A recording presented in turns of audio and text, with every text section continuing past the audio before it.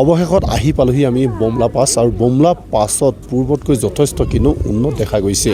কাৰণ মোৰ পিছফালে আছে চাইনা বৰ্ডাৰ আৰু আমি আছোঁ ভাৰতত গতিকে যিটো চাইনা বৰ্ডাৰ আছে কিন্তু তাত আমাক যাব নিদিয়ে যাৰ ফলত কিন্তু আমাৰ ইণ্ডিয়ান আৰ্মিয়ে যথেষ্টখিনি আৰু যথেষ্ট পৰ্যটক অহা দেখা গৈছে বমলা পাছলৈ হয়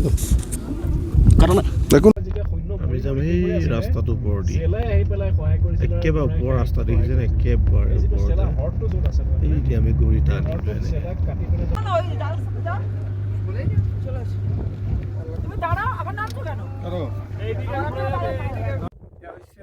বমলা পাছ 15,200 উষ্ণতা থকা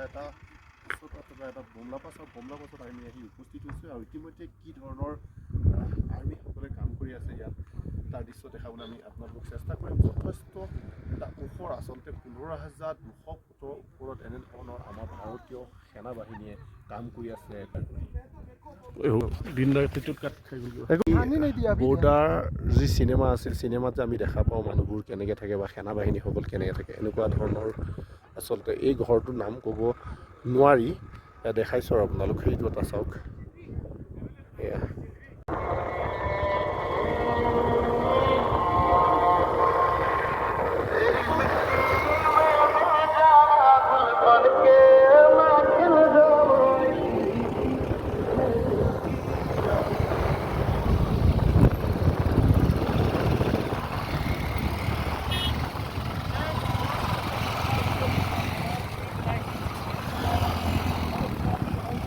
হৈছে বাইক ৰেলী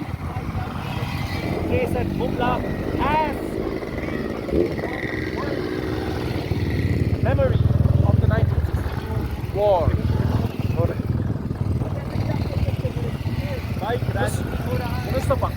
ভাৰত চীন যুদ্ধৰ সাক্ষী স্বৰূপে সুবেদাৰ যোগেন্দ্ৰ সিঙৰ নামত আজি এনেধৰণে ডাঙৰ MLA নামগে চেনিয়ে এই ধৰণে বাইক ৰেডি কৰি পেলাই বুমলাত উপস্থিত হৈছেহি আৰু 15,200 ফুট উচ্চতাত বুমলাত এনেধৰণে ভাৰত চীন সীমান্তত আহি উপস্থিত হৈছে আৰু সুবেদাৰ যোগেন্দ্ৰ সিঙক তেখেতসকলে স্মৰণ কৰিছে আজি বিশেষ দিনটো 1962 চনৰ 23 অক্টোবৰত সুবেদাৰ যোগেন্দ্ৰ সিং ভাৰত চীন যুদ্ধত নিহত হৈছিলে বুমলাৰ পৰা মই প্ৰণৱ কুমাৰ দাস ETV ভাৰত অসম